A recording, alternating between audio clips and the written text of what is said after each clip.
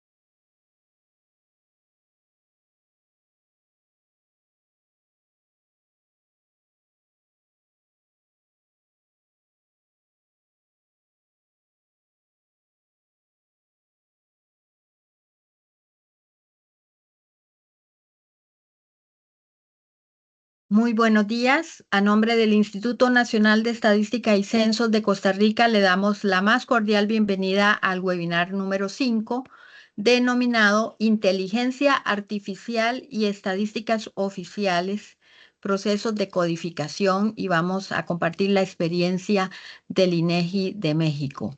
Mi nombre es Doris González, soy comunicadora del INEC y les estaré acompañando en este webinario como conductora. Así que hoy llegamos al tercer día como parte de la cuarta celebración del Día Mundial de la Estadística y nos da mucho gusto seguir compartiendo con una institución hermana con la que nos unen lazos de cooperación como lo es el Instituto Nacional de Estadística y Geografía de México, INEGI por sus siglas. Para información de las personas asistentes a este webinario, les comento que la dinámica de participación que hemos dispuesto es que vamos a escuchar primero a los expositores y les vamos a solicitar que si durante la presentación de ellos les van surgiendo preguntas, ustedes las vayan formulando en el apartado de preguntas y respuestas que hemos habilitado para tal efecto. Es una P y una R que aparecen ahí en la barra de herramientas. Entonces, ese espacio queda habilitado para tal efecto y al finalizar la presentación de ellos vamos a responder a cada una de esas consultas que ustedes formulen. Entonces, aclarado este tema, ¿verdad? De cómo va a ser la logística del webinario y para iniciar, me voy a permitir presentarles a la señora Pilar Ramos, quien es la coordinadora del área de servicios de información y divulgación estadística del INEC y quien tiene unas breves palabras de apertura. Adelante, doña Pilar. Muchísimas gracias, Doris. Muchísimas gracias a todos ustedes y a todas ustedes que nos acompañan en este webinario de inteligencia artificial y estadísticas oficiales. Por supuesto, extiendo mi agradecimiento a los colegas del INEGI de México, a don Helio, a don Alejandro, que nos acompañan y que nos compartirán sus conocimientos en esta sesión. Un placer y un gusto para el INEC que ustedes se sumen y que podamos en ese sentido a fortalecer este conocimiento de estos intereses comunes. Sin más preámbulo, cedo la palabra para que podamos aprovechar el tiempo en lo sustantivo. Muchísimas gracias por su conexión a esta actividad. Muchas gracias, doña Pilar, por sus palabras. De inmediato les presento a nuestros oradores. Están con nosotros, bueno, entre ellos está don Helio Villaseñor García. Él es doctor en ciencias de la computación, maestro en ciencias matemáticas y es matemático por la Universidad Nacional Autónoma de México. Ha enseñado matemáticas, inteligencia artificial y ciencia de datos a nivel de licenciatura y de maestría, contribuyendo a la creación de programas de posgrado en ciencia de datos. Él es investigador, ha liderado proyectos de investigación y desarrollo tecnológico, así como laboratorios de ciencia de datos en el INEGI. Dirige iniciativas que utilizan fuentes alternativas y metodológicas innovadores para generar información estadística y geográfica. Además, es miembro del Comité de Expertos en Big Data de la ONU y está en el Sistema Nacional de Investigadores de México. Este es el currículum que tiene don Helio, quien es uno de los oradores de esta mañana. También me permito presentarles al doctor Alejandro Esteban Pimentel Alarcón. Él es ingeniero en mecatrónica, es maestro, doctor en ciencia e ingeniería de la computación de la UNAM con una mención honorífica. Ha participado en el Laboratorio de Robótica de la Facultad de Ingeniería de la UNAM en proyectos de diseño de robots, de rescate y sistema de control de robots de enjambre de búsqueda de víctimas. Vean qué interesante, cuyos resultados se han expuesto en diversos congresos y publicaciones. También ha trabajado en proyectos de ordenamiento computarizado de secuencia de eventos en noticias, modelos de word embeddings incrustados, ¿verdad? Polisémicos y el papel de la palabra funcionales para la representación vectorial de eventos. También es profesor de la asignatura en maestría en ciencia de datos de la Universidad Panamericana y es docente en curso de bases de datos no estructuradas y fundamentos en programación de la UNAM. Entonces, nos da mucho gusto que hayan aceptado la invitación de Costa Rica, así que adelante, maestros, con su presentación. Muchas gracias por la presentación y bueno, muy contentos de estar en este foro compartiendo la experiencia del INEGI en estos temas. Y bueno, antes de entrar en este foro, conversando ahí con los colegas del INEC, decían que bueno, que esta materia, ¿no?, de la inteligencia artificial y cómo se puede aprovechar en las oficinas de estadística, pues realmente es algo muy disruptivo, o sea, es algo que ha emergido y que es consecuencia también de la digitalización acelerada de los procesos en general en las sociedades. y que estos perfiles como el de mi colega Alejandro Pimentel y como el mío, ¿no? Con estudios en ciencias de la computación, pues antes no eran comunes tal vez en las oficinas de estadística y ahora van a ser pues cada vez más comunes precisamente por la adopción de estas metodologías en los procesos de producción de estadística.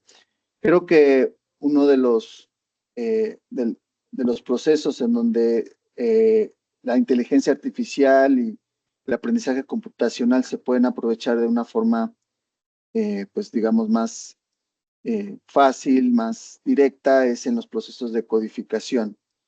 Está muy claro que el hecho de poder contar con algoritmos que codifiquen de manera automática y que eviten el que no se compartan criterios probablemente o el que personas con distintas experiencias o con distintas visiones codifiquen una misma variable, pues esas inconsistencias puedan ser solventadas con este tipo de herramientas.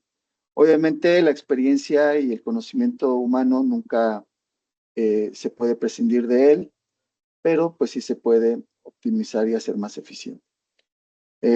Este proyecto ya llevamos bastantes años, alrededor de 5 años en este desarrollo.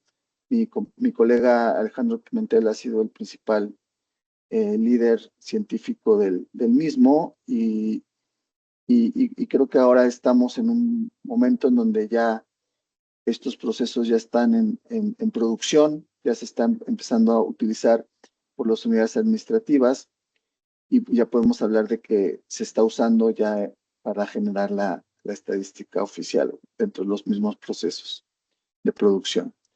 Entonces, pues le cedo la palabra a mi colega Alejandro Pimentel para que nos exponga este interesante proyecto.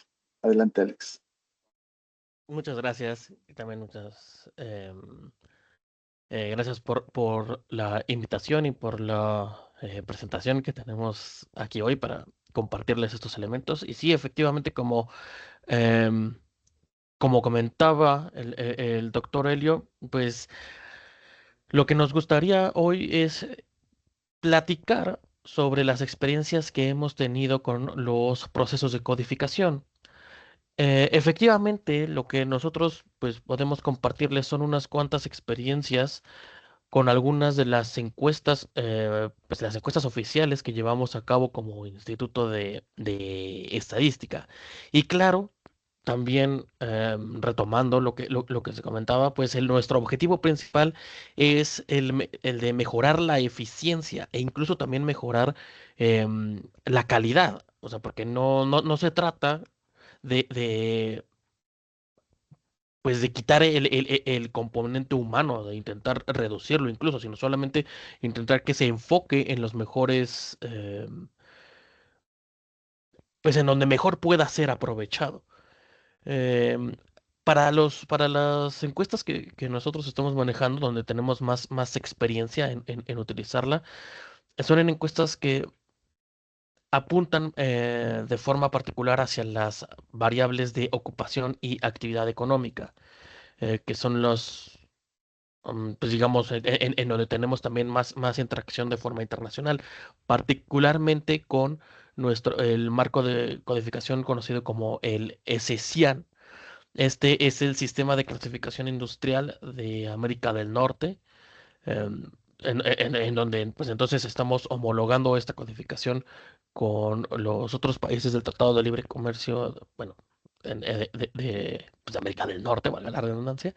Pero también trabajamos con elementos más internos del Sistema Nacional de Clasificación de Ocupaciones. O sea, son dos tareas distintas que normalmente nos tenemos que enfrentar cuando queremos codificar nuestras encuestas.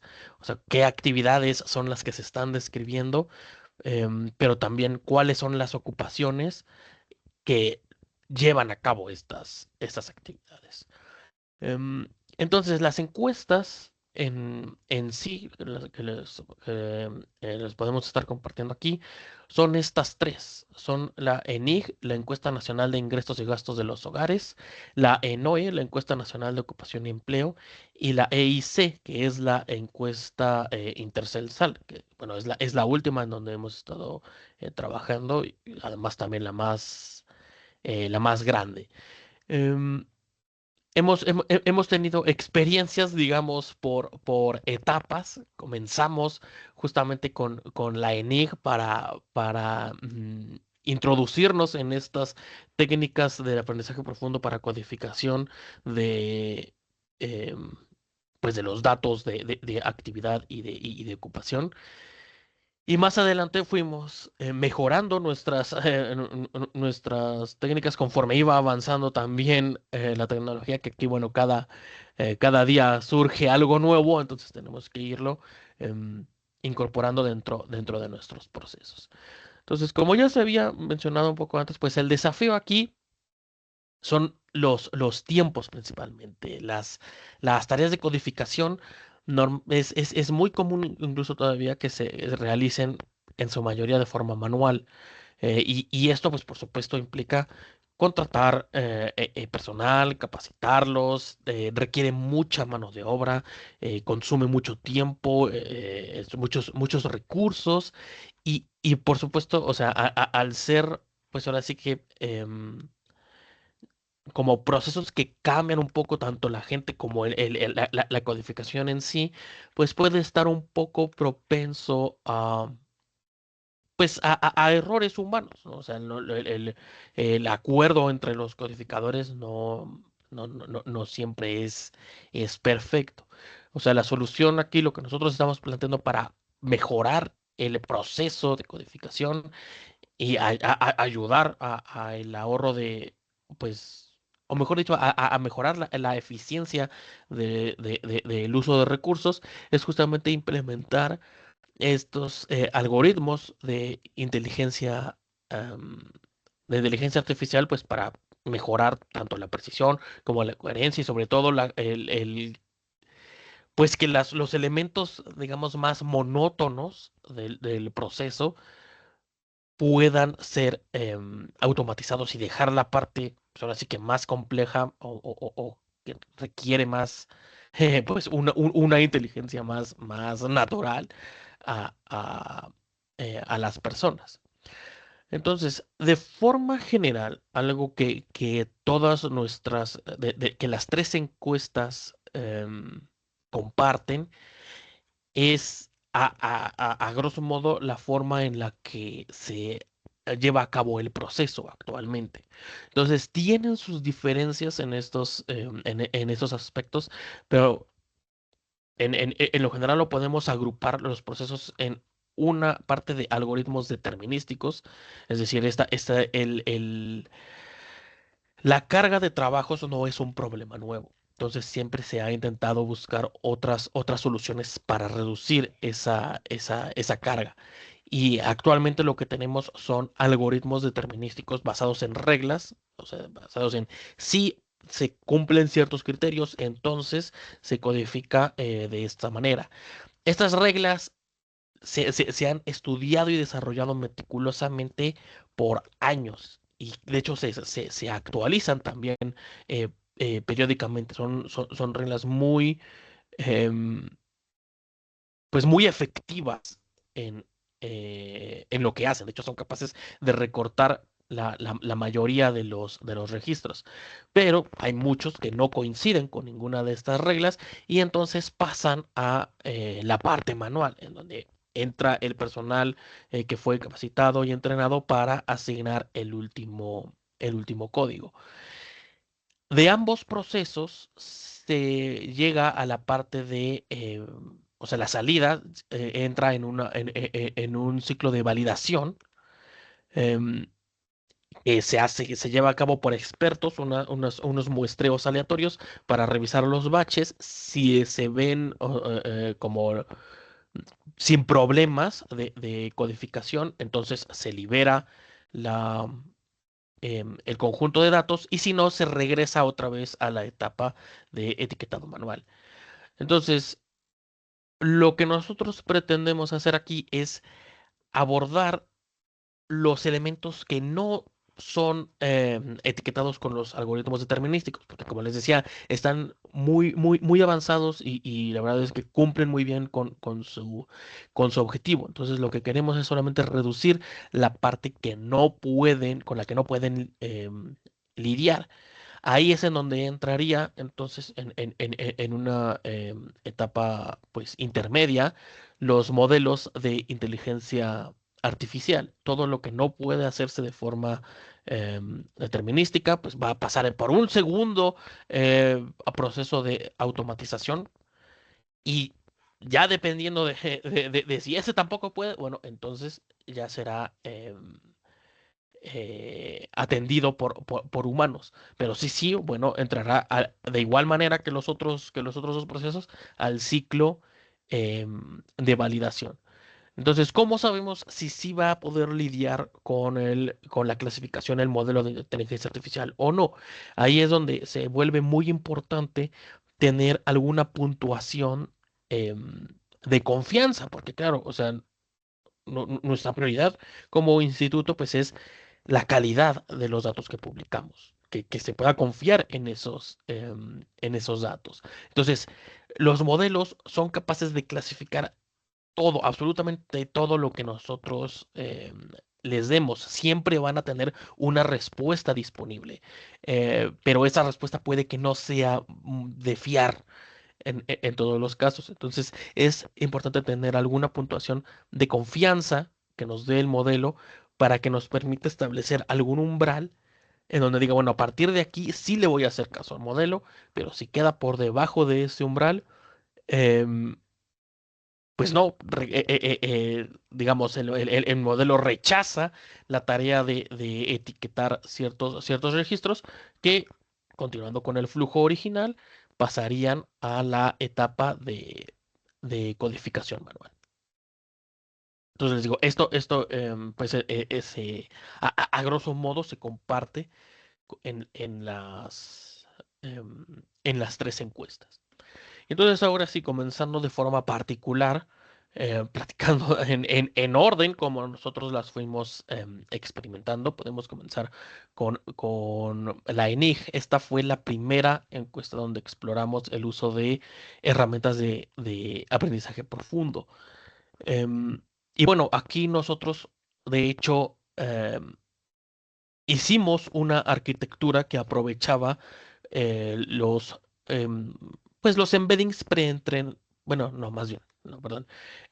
Utilizamos la tecnología de Fastex para poder entrenar embeddings dentro de las bases de datos del instituto. O sea, nosotros utilizamos las encuestas de años previos, toda la información que tenemos como disponible para ser consultada por los usuarios y también lo enriquecimos de forma adicional con la Wikipedia en español, que bueno, en ese momento nosotros hicimos el punto de corte a enero del 2020, em, ya que bueno, la Wikipedia tiene términos tanto especializados como coloquiales, o sea, es una enciclopedia que se edita por la comunidad, entonces todo tipo de vocabulario se puede encontrar en esa Wikipedia. La utilizamos como una especie de puente de referencia, ya que los documentos internos del INEGI, por supuesto, tendrán un lenguaje técnico con el que no siempre los descripciones que estarán en las encuestas pues podrán empatar de forma adecuada. Entonces, pues digamos, para enriquecer esa parte, pues utilizamos la Wikipedia para entrenar modelos de embeddings que nos fueran de utilidad para representar toda la información de las descripciones que nos pudiéramos encontrar en las encuestas. Seleccionamos en ese entonces Fastex, ya que podía utilizar información subpalabra, es decir, esto nos permitía crear representaciones vectoriales para términos fuera pues, para palabras nunca antes vistas. O sea, que en ese momento, pues no todos los modelos de Meddings tenían ese tipo de característica. Entonces, con esas representaciones, o sea, que nosotros teníamos una secuencia de representaciones vectoriales de pues, un vector por cada palabra, entonces eran longitudes variables, para condensarlo todo en una sola representación por descripción, utilizamos una compuerta recursiva, un group bidireccional, para pues eso obtener una representación total de la descripción y finalmente alimentarlo a una capa de clasificación con softmax para obtener el código final. Ese softmax además, pues en el resultado de la probabilidad que obtiene a la salida, pues nosotros lo pudimos utilizar como este score de confianza que mencionaba previamente para poder hacer em, la clasificación eh, o mejor dicho, la decisión de si sí se iba a clasificar de forma automática o no con el modelo. Entonces, este fue nuestro primer uso del deep learning um, para las tareas de codificación de encuestas. Más adelante, con la ENOE, ya pudimos utilizar un modelo más avanzado con tecnología de los transformers.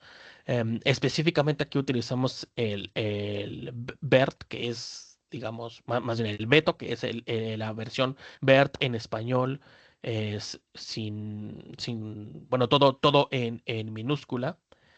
Eh, que al igual que BERT, pues es un modelo que tiene 12 capas, 12 cabezas de atención y un tamaño oculto de 768, es decir, aproximadamente 110 millones ah, de parámetros. Aquí las descripciones, o sea, ya tiene, digamos, los word embeddings incluidos.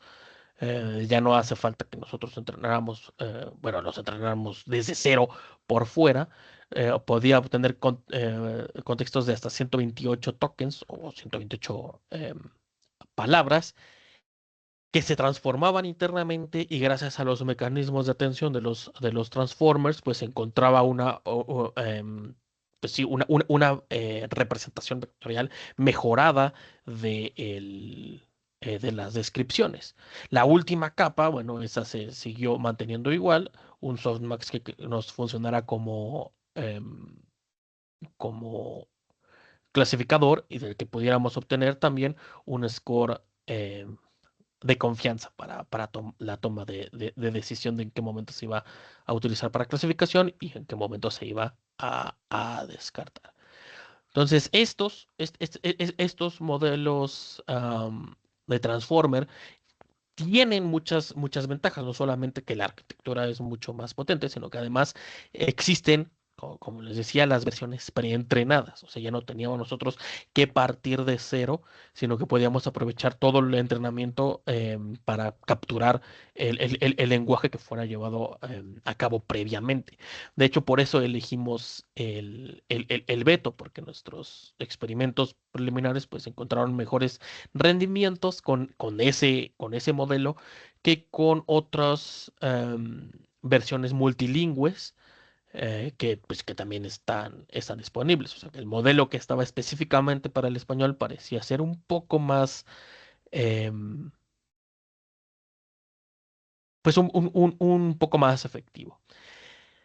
Sin embargo, algo que vale la pena mencionar mm, para esta encuesta es que se hicieron esfuerzos muy especiales, unos esfuerzos muy importantes para garantizar que el fine tuning de estos modelos, es decir, el entrenamiento posterior después del entrenamiento ya para ajustarlo a nuestra tarea, se hiciera sobre datos muy cuidados. O sea, nosotros teníamos una muestra de entrenamiento que fue etiquetada por, por expertos, por verdaderos expertos. En la encuesta anterior, pues nosotros nos limitamos a hacer el entrenamiento con las versiones previas de lo que se hizo pues en encuestas anteriores. así como se habían hecho con el personal, digamos, eventual que hace el etiquetado. Pero con la ENOE se hizo ese especial esfuerzo en que los expertos, que son los que verifican el proceso, etiquetaran un conjunto de entrenamiento para que se pudiera entrenar sobre esta arquitectura de Transformers. Em, y eso, pues, de hecho, dio una, pues, una em, ganancia más alta de la que esperábamos. Pero bueno, antes de mostrarles los resultados, nada más quisiera como volver recordar esta parte de el umbral que nosotros estuvimos también ajustando, porque como les mencionaba antes, no le vamos a dar todos los datos al modelo para que los clasifique. Si bien siempre va a tener una respuesta el modelo, nosotros solamente queremos aquellas que tienen la mayor confianza. Ahora, esta confianza nosotros, como les comentaba, la medimos superficialmente con la última capa de salida de- del softmax. Entonces, aquí nosotros vamos a tener un trade-off entre la calidad y los elementos que nosotros podemos etiquetar automáticamente. Si nosotros quisiéramos etiquetar el 100% de los registros con inteligencia artificial, por ejemplo, en esta gráfica, aquí el 100% de los registros, estaríamos teniendo un 74% em, pues de coincidencia, de calidad al hacer esa decisión. Si nosotros bajamos solamente al 80% de los registros, es decir, 80% más que tiene mayor score en la capa del softmax, entonces nuestra calidad sube al 82.5%. Mientras que si bajamos y solamente tomamos el 20% de las registros más confiables, entonces sube hasta el 97.8%. Entonces nosotros sí tenemos o sea, se marcó de una forma muy clara la relación que había entre ese score del softmax con el trade-off que nosotros podíamos obtener de subir la calidad a costa, por supuesto, de la cantidad de registros a ajustar. Entonces, ahí nosotros pudimos hacer experimentos adicionales. De hecho, la ENIC, con la primera encuesta, tuvimos una, una oportunidad muy especial de análisis que no hemos podido tener con las otras dos. Ya que aquí pudimos ejecutar tanto la estrategia de etiquetado automático como la de etiquetado por manual en paralelo mientras se llevaba a cabo la encuesta, es decir, se montaron las dos estrategias y con esa, o sea, nosotros pudimos experimentar el análisis de umbrales ajustándolos cada 10%, es decir, buscando un ahorro en nuestro conjunto de validación cada 10% ver cómo iba cambiando ese umbral y cómo digamos, iba, ay, ¿cómo se dice? Afectando finalmente a la encuesta que ya se estaba llevando a cabo. Es decir, en nuestro conjunto de validación, para un ahorro de el 50%, nosotros esperábamos una coincidencia con lo que se hacía manualmente del 85.4%. Una vez que se hizo la, em, el que se llevó a cabo la encuesta y se tenían tanto las etiquetas de los automáticas como las etiquetas de los etiquetadores, la coincidencia en realidad fue del 89.4%. Sin embargo, la validación ya mediante expertos para medir la calidad fue de 86%. 0.5%. Y el ahorro que logramos al aplicar este umbral fue del 48.2%. O sea, básicamente em, estábamos obteniendo resultados muy similares a los que obtenían las personas, ya que, bueno, teníamos la calidad, esta pues está medida para, em, o sea, el etiquetado de las personas no es tampoco de 100% de la calidad, sino que anda rondando lo que se reporta aquí. Entonces teníamos un resultado muy similar, pero ahorrando, o sea, le estábamos ahorrando en la mitad del trabajo a nuestros etiquetadores. Entonces, adicionalmente, o sea, pues, como para tener elementos matemáticos de la confianza de esto, calculamos también el p-value de la prueba de McNemar. Eh, o sea, con esta prueba nosotros tenemos la hipótesis nula, que está en esta columna, en donde el cero, un cero sugiere que el sistema de codificación no es más preciso que una codificación manual. Mientras que la hipótesis alternativa, el 1 prueba que el sistema automático, de hecho, en ese rango sería más preciso que hacer eh, la, la, em, pues la codificación manualmente. Entonces, lo que podemos ver en esta columna, en donde ya se está, digamos, asignando la hipótesis que nos otorgaba la prueba, es que en umbrales muy altos, el algoritmo no supera a la codificación manual, o sea, en todos estos elementos. Mientras que en umbrales, bueno, perdón, en umbrales muy bajos no se supera, mientras que en umbrales muy bajos tampoco se supera el rendimiento humano.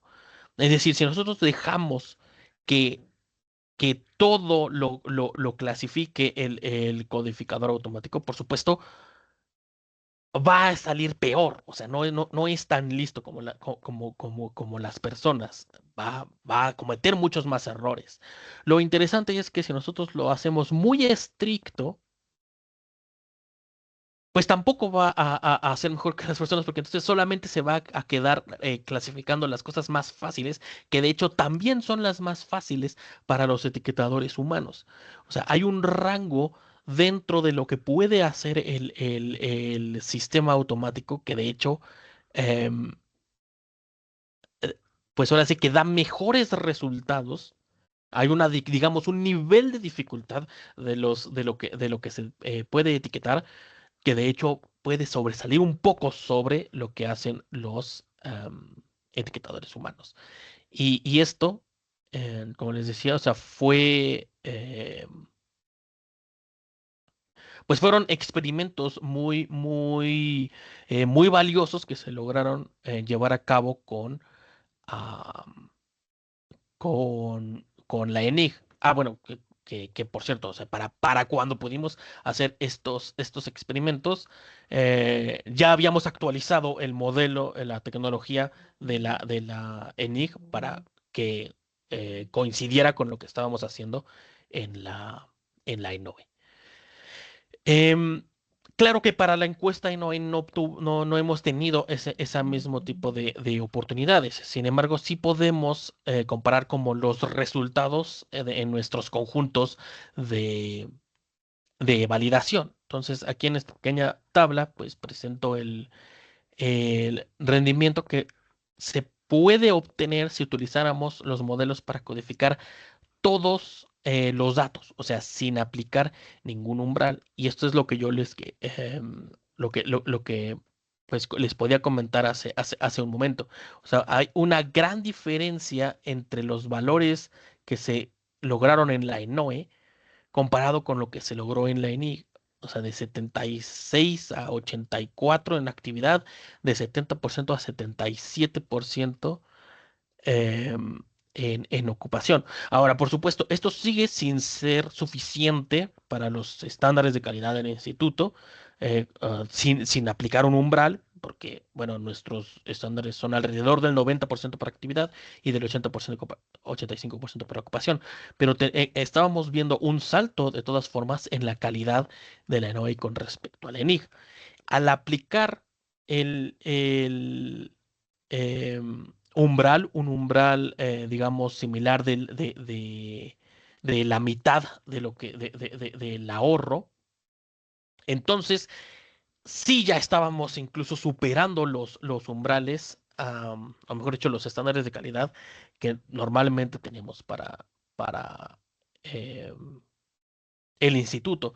Sin embargo, aunque se podría suponer que esta mejora em, es debido pues a la diferencia de tecnología, o sea, como les decía, como yo les decía, cuando en estas etapas en las que hemos estado actualizando y migrando las tecnologías que estábamos experimentando en el NOE para el ENIG, nos dimos cuenta que en realidad la mayor parte de la ganancia no venía por parte del modelo, sino venía de la calidad de los datos con la que se hizo el entrenamiento de la ENOE. Era lo que yo les mencionaba. O sea, para la ENOE el entrenamiento se hizo un esfuerzo muy grande para tener este conjunto muy cuidado y muy bien etiquetado por parte de los expertos. Y esa diferencia nos estaba dando unas mejoras más significativas que utilizar modelos más complejos. Por último, nuestra última experiencia que tenemos para compartir es con la encuesta más grande que hemos trabajado hasta ahora, que es con la encuesta intercensal. Entonces aquí seguimos trabajando con el mismo tipo de transformers que con la ENOE. Aún no, o sea, ya estamos empezando a trabajar en clasificadores con tecnología más avanzada, pero al menos para esta aplicación volvimos a utilizar la tecnología de transformers em, de la ENOE. Sin embargo, hicimos un enriquecimiento adicional en esta ocasión. Lo que hicimos fue incluir información categórica y de metadatos en el proceso. Ahora, en nuestras encuestas no solamente obtenemos las descripciones de las actividades y de las ocupaciones. También tenemos otros elementos, como por ejemplo, no lo sé, el tamaño de la empresa, en dónde se está haciendo la encuesta, cuántos empleados, o sea, tenemos otros tipos de datos que en las encuestas anteriores no habíamos encontrado una buena forma de incluir. O sea, sí lo habíamos intentado mediante em, la adición al final en la etapa de clasificación, pero las ganancias eran bastante poco importantes. Sin embargo, aquí hicimos una estrategia diferente. Lo que hicimos fue una decodificación de esos elementos, de esos metadatos e información categórica. Básicamente, si nosotros hicimos una transformación de lo que se estaba, de lo que estaba colocando el encuestador, que normalmente es en elementos de opción múltiple, entonces eso lo transformamos nuevamente a texto, a la descripción de qué quiere decir esta categoría en este metadato. Ah, pues quiere decir esta, pues no lo sé, que el encuestado tiene tal grado de educación, por ejemplo.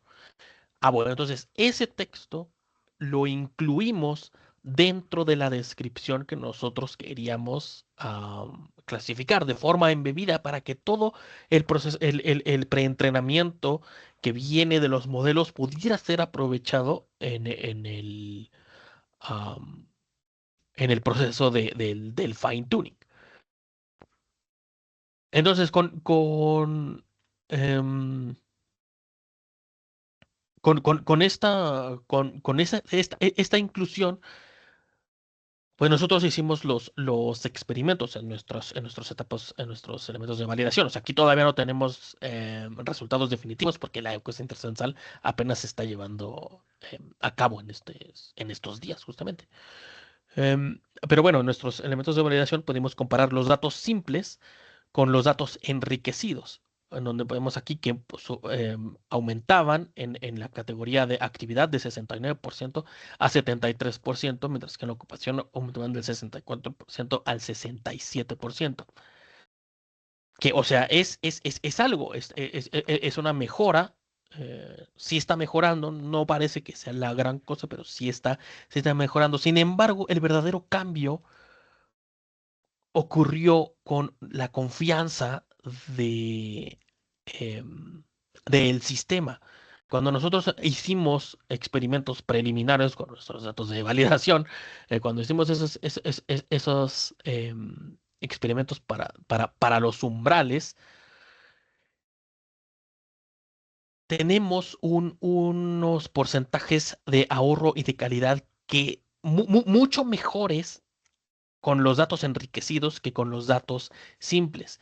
Es decir, ya una vez aplicando el umbral, si bien y digamos fijando para una calidad como deseada, que pues, es por ahí del 95%, como pueden ver. O sea, en nuestros datos simples, el ahorro sería como del 38% o 30% para la ocupación, mientras que de nuestros datos enriquecidos suben al 46% en la actividad y al 38% en la ocupación. Es decir, ahí ya es un salto mucho más apreciable de alrededor del 8% de ahorro. Entonces, eso, pues es lo que, por supuesto, es lo que esperamos ver ya que tengamos más datos como para verificar esto en la realidad, ¿no? Porque ahorita todo esto son pruebas piloto y experimentos, pues con datos de encuestas anteriores. Pero estas son las tres encuestas, las tres experiencias que nosotros tenemos aquí para compartir, que pues también han dado lugar a eh, algunas, ay, ¿qué pasó? Em,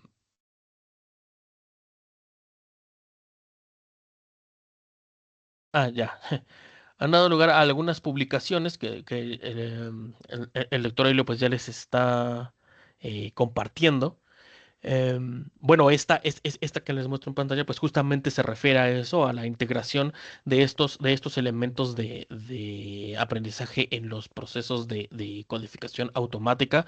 Esta publicación pues se refiere justamente a nuestras experiencias de la ENIG.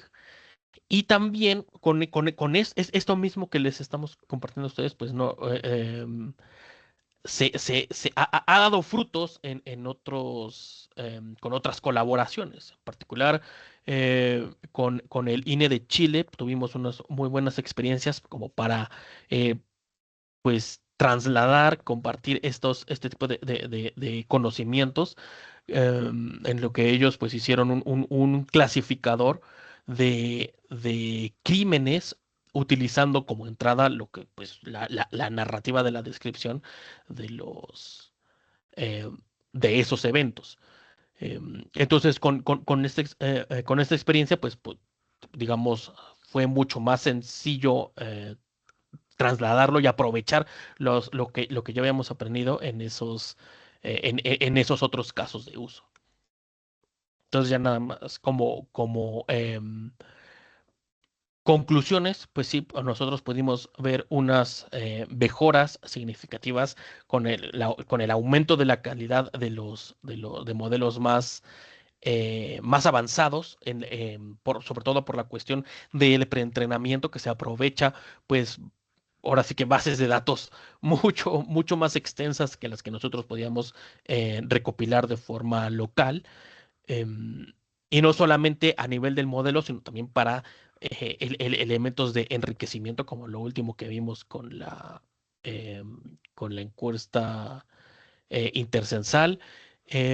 Otro highlight que notamos pues fue esto de que hay umbrales en donde, o rangos en donde los modelos parecen comportarse con mejor acierto que los etiquetadores. Entonces, esta selección de qué sí y qué no etiquetar con el modelo, pues es sumamente sumamente importante, ¿no? Entonces, ese ajuste fino de los umbrales, pues es ahora sí que una etapa fundamental de los procesos. Sin embargo, bueno, también eh, otro elemento como bastante puntual a compartir, pues es la calidad de los datos. O sea, mejorar la calidad de los datos es más fructífero incluso que utilizar modelos más complejos. Y bueno, también por último, pues esta estrategia que utilizamos para la inclusión de metadatos. Funciona mucho mejor el incluirlo dentro de la descripción que incluirlos como elementos categóricos en etapas posteriores de la clasificación. Y bueno, esa es toda las experiencias que hemos tenido eh, en este ámbito, en este contexto. Muchísimas gracias.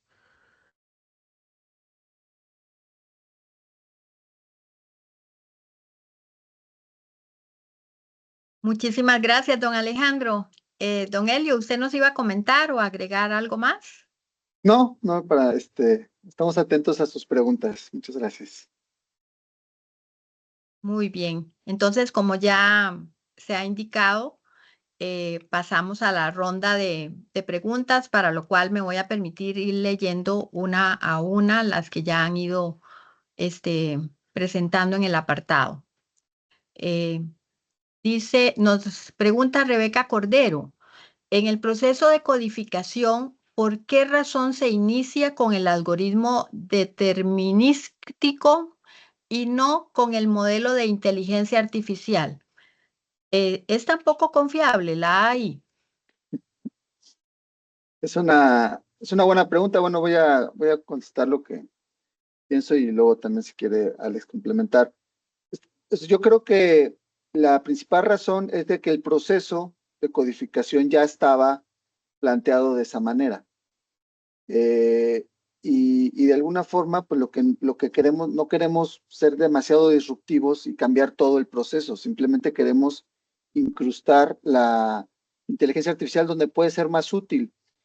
Hace 30, 40 años, los algoritmos como estos determinísticos basados en reglas era lo que se conocía como inteligencia artificial. Obviamente la gente decía, bueno, pues es que realmente son reglas, ¿no? Y mucha gente pensaba que eso no era inteligencia artificial. Actualmente ya no se consideran, o muchos ya no consideran que eso sea inteligencia artificial. Sin embargo, pues sí son procesos muy confiables, que son basados en conocimiento experto, que sintetizan ese conocimiento en estas reglas. Entonces, creo que básicamente no es de que no sea confiable o no la IA, sino simplemente es, aquí está el proceso y se incrusta la inteligencia artificial ahí donde puede ser más útil. No sé si opinas lo mismo, Alex. Sí, o sea, también tiene mucho que ver con esto que mencionaba de qué tan, o sea, qué tan fáciles son de codificar los elementos. O sea, porque casi que sí lo podemos ver como niveles de dificultad. O sea, cuando nosotros tenemos todos los registros a clasificar, entonces los algoritmos determinísticos básicamente van a quitar todos los más fáciles, se van a llevar todos los que tengan una codificación casi que directa. Entonces, o sea, podemos pensarlo como, por ejemplo, las expresiones regulares, ¿no? O sea, como que si coincide con un patrón específico, entonces es seguro o casi seguro que corresponde cierto código. Entonces, no hace falta como un modelo que detecte esos patrones. Eh, o sea, digamos, está de más, estarían gastando recursos de forma innecesaria. Ahí, bueno, ahí estamos hablando de recursos computacionales incluso y de tiempo. Entonces, la inteligencia artificial no es que no sea confiable, es que pues es más potente. Entonces, se le deja trabajar sobre lo que el otro no puede hacer. O sea, si pudiéramos completar todo con algoritmos determinísticos, básicamente querría decir que la tarea sería muy sencilla, pero no es una tarea muy sencilla. Sin embargo, parte de la tarea, podríamos decir, bueno, se podría considerar como algo sencillo. Ahora, esto pues es muy relativo, ¿verdad? No quiero demeritar el gran trabajo que hacen los expertos que depuran estas reglas determinísticas. Son muy valiosas en realidad. Pero nada más para como Bien, darme a entender. muchis- muchísimas gracias a ambos por su amplia respuesta. Nos consulta Edwin Sánchez. ¿En algún momento piensan utilizar la codificación de la variable educación en el sentido de asignar o no un título específico a las personas de acuerdo con el último año académico aprobado en el programa de estudios respectivo? Eh, si han pensado en algún momento utilizar esa codificación.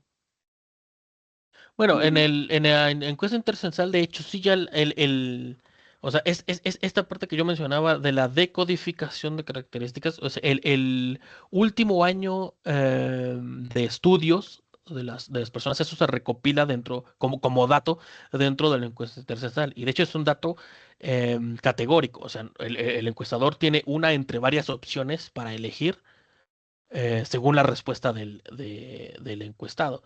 Entonces, bueno, ya selecciona la opción y nosotros eso lo podemos utilizar para nuestras clasificaciones como un metadato adicional. Ujú. Muy interesante.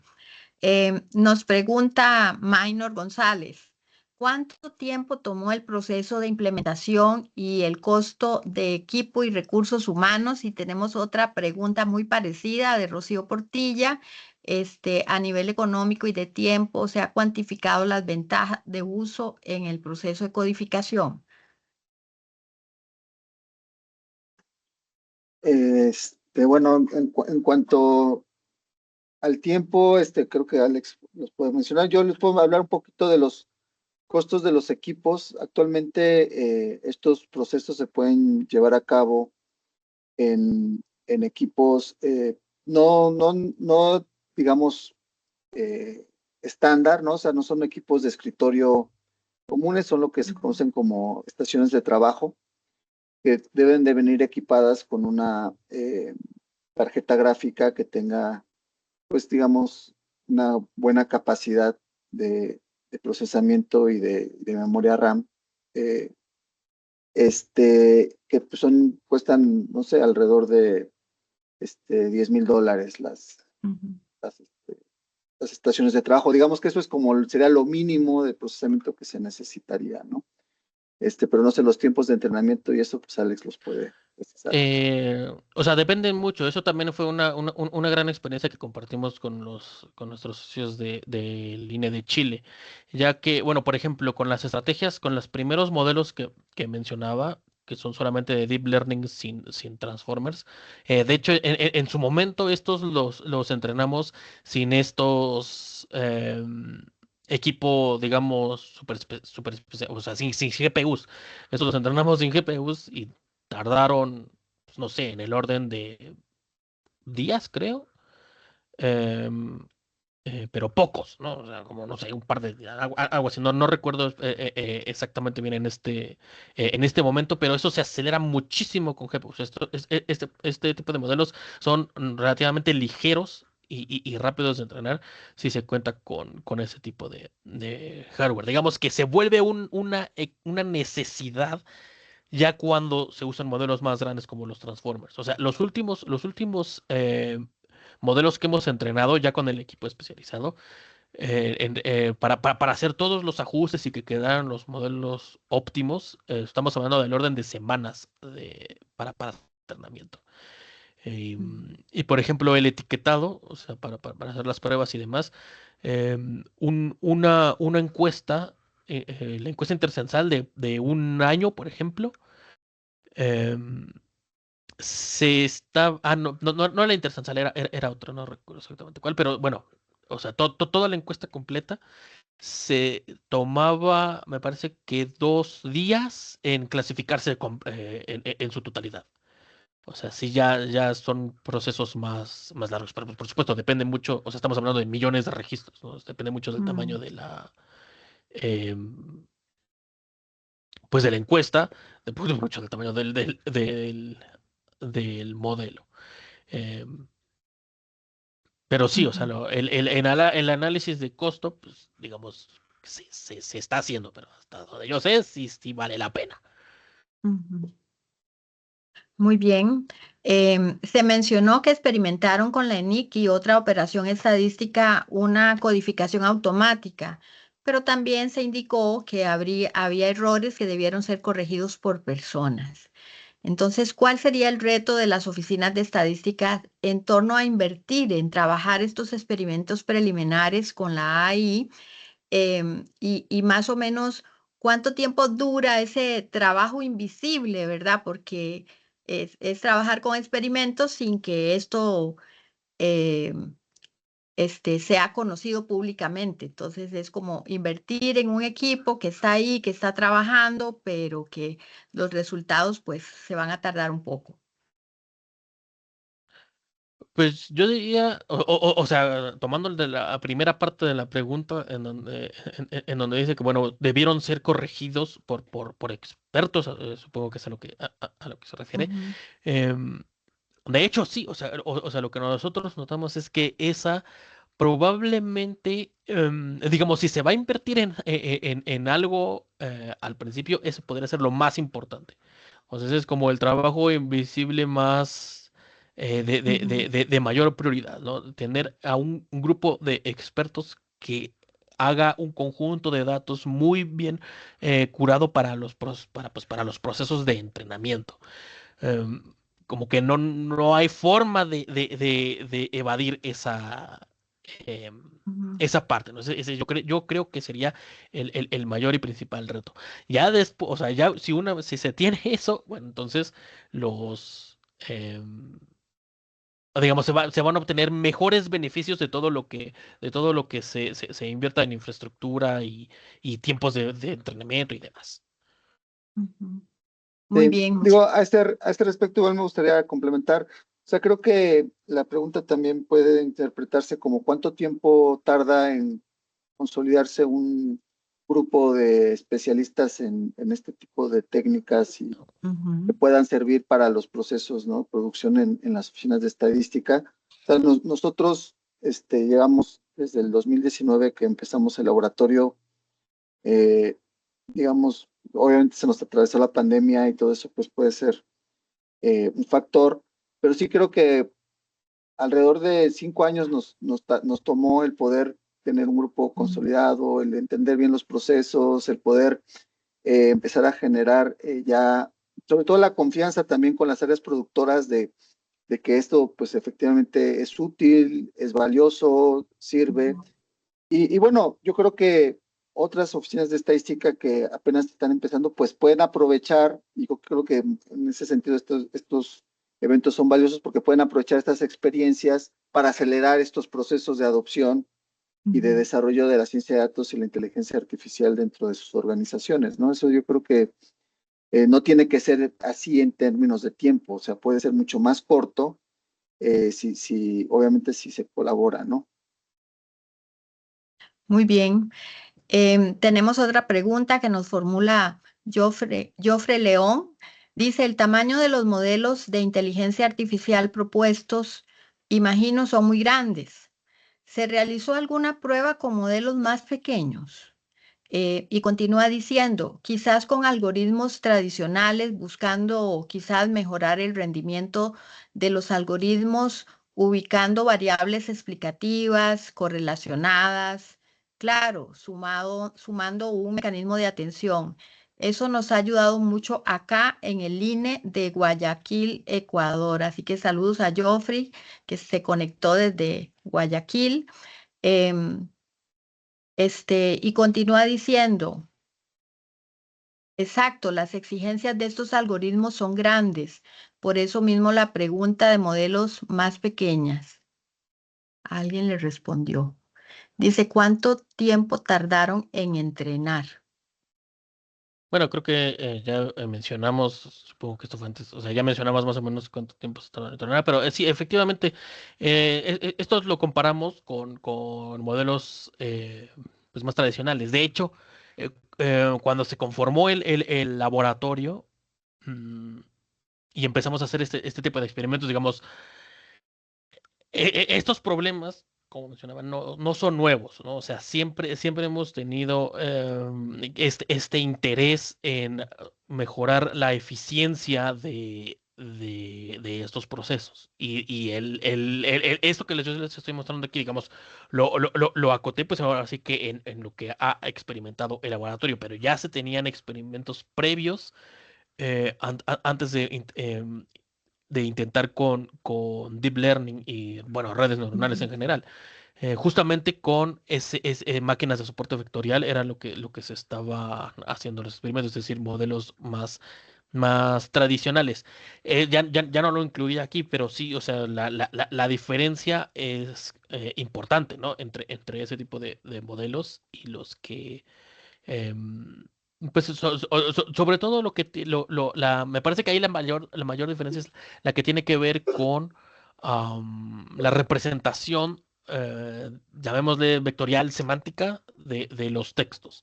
O sea, las redes neuronales son mucho más aptas para hacer ese tipo de representaciones. Ahora, combinar los modelos podría ser muy prometedor. Eso sí, no lo hemos, o sea, digamos, una vez que comenzamos con el deep learning, ya nos hemos ido en esa línea, y no hemos como regresado a ver si podemos aprovechar las características que se extrae un modelo para después hacer clasificación con modelos más tradicionales. Podría ser una muy buena área de exploración, pero al menos la parte, como les digo, de representación de los elementos, o sea, sí es muy importante, ¿no? Ahí ya no, como que sí los vence a otro tipo de estrategias siempre. Y este tipo de modelos, el primero que presentaba, el de Deep Learning, no es, como les decía, tan pesado ni tan tardado de entrenar como los más avanzados. O sea, estos incluso los entrenamos sin necesidad pues de GPUs.